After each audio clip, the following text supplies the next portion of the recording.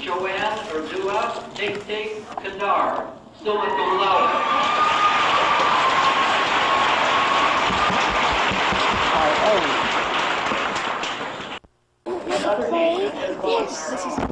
She has received a 4-year scholarship to attend Bryn Mawr, a top school in the East, which will provide her with the opportunity to pursue her chosen interest in political science and international law. She hopes one day that she may perhaps be able to work for the United Nations or somehow in the field of international law. Would Anissa Cadar please come forward to receive this award?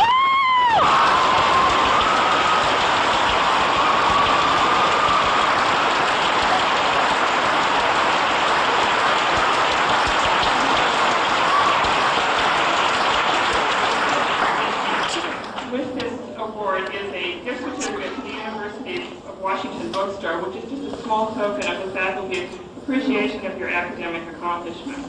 Congratulations and God's blessings as you continue your education, each of you in the class of '89. Final speaker is Anissa Cadar of Seattle Lutheran High School.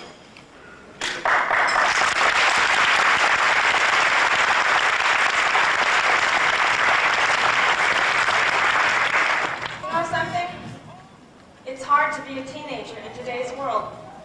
One side is telling you that you're the electric youth, the only hope for the future and the bearer of tomorrow's dreams. Another side tells you that you're unruly, materialistic, shallow, probably involved with something illegal, and in general, the downfall of modern society as we know it. But between these two extremes, how do we find a place to fit in? How can we use our history to see our future? What are we, and who will guide us? Well, I'll tell you what I think we are. We are human beings, possessing both negative qualities and positive qualities. We can hope, we can dream, but we can also be disillusioned and cynical. Yes, we do have power, but until we learn what we want to do with that power, it is largely untapped. We are not superhuman, and I'm sure that our generation's faults will long be remembered. But before you start to think that this is a speech on the youth, let me show you how it ties in with celebrating Washington's past. Throughout our school years, we've almost been lectured to death about the founders and pioneers of Washington. Often, it's hard to relate to their accomplishments and to them as people. Tonight, I'm going to tell you a little about Washington's more recent heroes. The people who seem eccentric, different, or even a little bit cuckoo, but who actually change the world we live in through their strong individuality. It's people, such as they, who can lead us or guide us. I hope that you too can see that any changes we make start within ourselves and move outward from there. First, consider Harry Truman.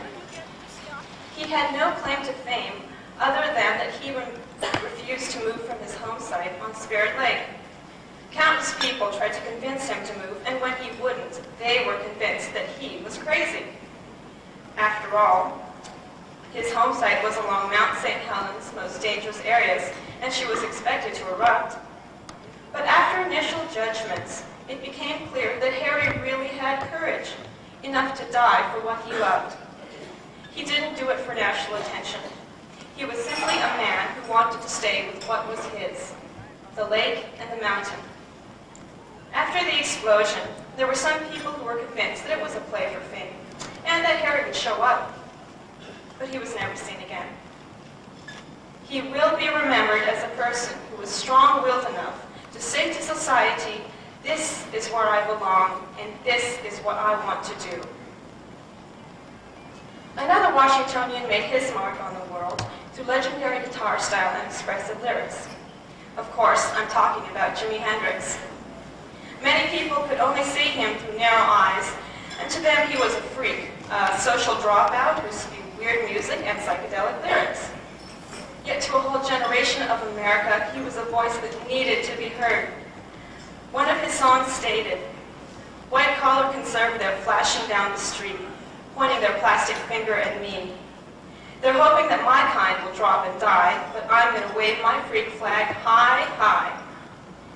These few lines express the contempt for the established, secure America and the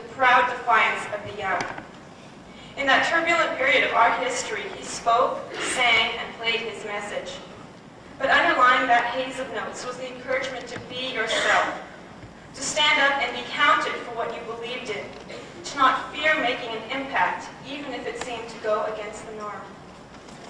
Finally, I'll profile two people who worked within the system to make changes for the better, Henry Scoop Jackson and Warren Maggie Magnuson. They were Washington's most popular politicians and Senate giants. Scoop is known as a serious student, a combination of the social liberal and staunch anti-communist. He was totally devoted to his work in the Senate and picked his causes carefully. When he was supporting a bill, all the other senators knew it was important. Even after his death, Democrats and Republicans alike realized how his name could lend credibility to any opinion or idea. Scoop never gave up being a servant of the people and never let power and fame cloud his vision. In that way, he was the last of a dying breed. Maggie contrasted with Scoop in styling methods, but he too shared the desire to unselfishly serve. He said that Congress contained two species of animals, the show horses and the work horses. He was a definite workhorse. At a banquet in 1961, President John F. Kennedy commented on Maggie's style of passing bills. Magnuson would go to the Senate floor in the late afternoon when speeches had ended and the reporters had departed.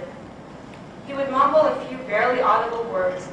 "What is it?" the Senate's presiding officer would ask. "Well, it's nothing important," he says, in Grand Coulee Dam's bill. As chairman of the Senate Appropriations Committee, he saw to it that Washington State received billions of dollars for dams, bridges, canals, highways, the 62 World's Fair, the 74 Expo, and the Health and Science Complex for the University of Washington.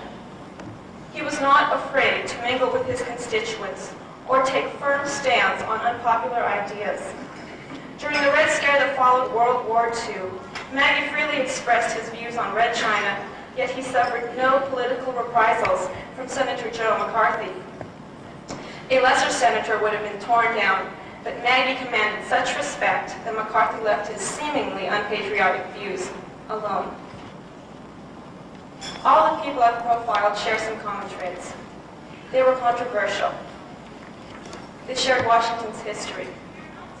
Most important of all, they expressed a message to us to be ourselves, to take firm stands, and not to fear our beliefs or let another person turn us from them.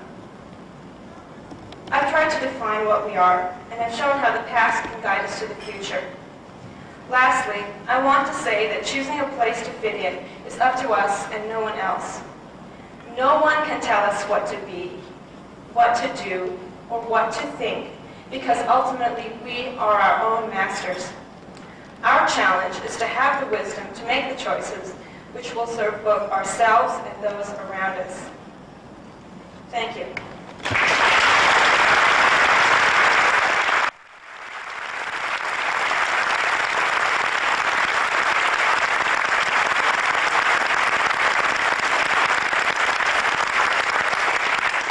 Thank you, Anissa, very much. I'm glad that you mentioned the name Warren Magnuson because he was a member of our Legion Post, and many of us knew him all these 40 years that he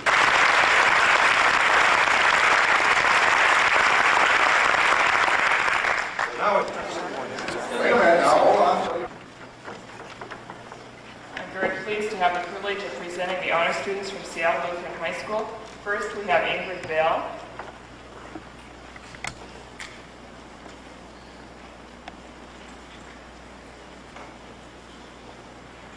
Next is Anissa Cadar, who is one of our student speakers this evening.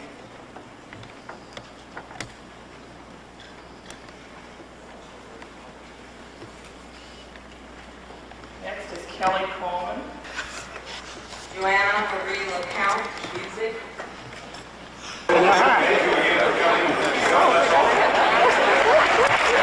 Nuclear weapons have been off limits and secret.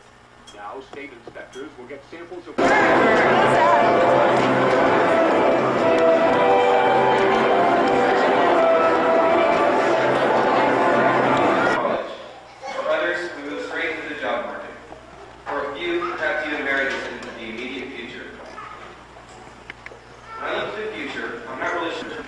You see her listed on the program under the National Honor Society.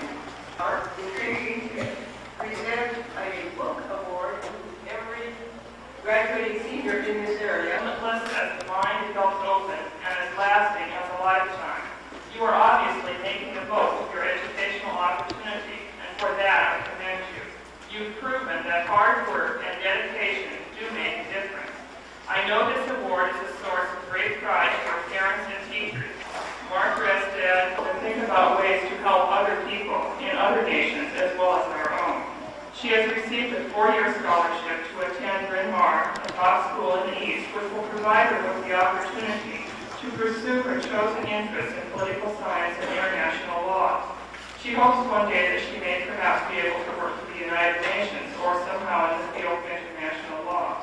Would Anissa Cadar please come forward to receive this?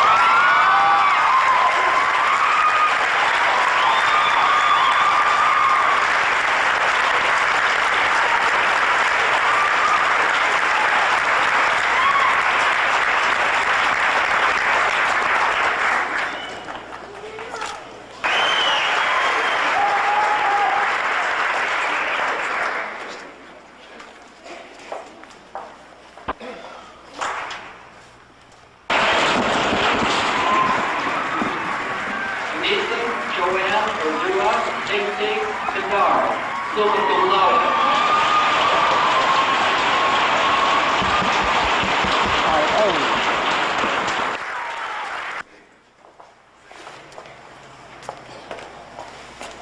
Given the responsibility of leadership.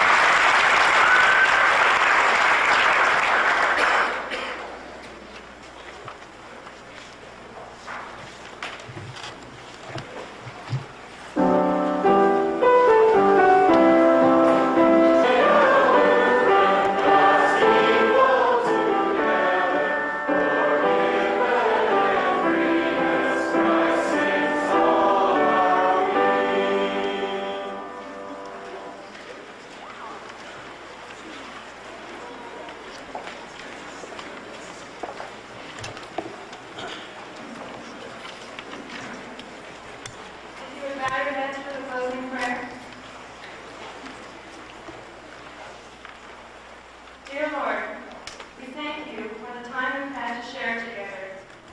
In your light, you shape our lives and the lives of others around us.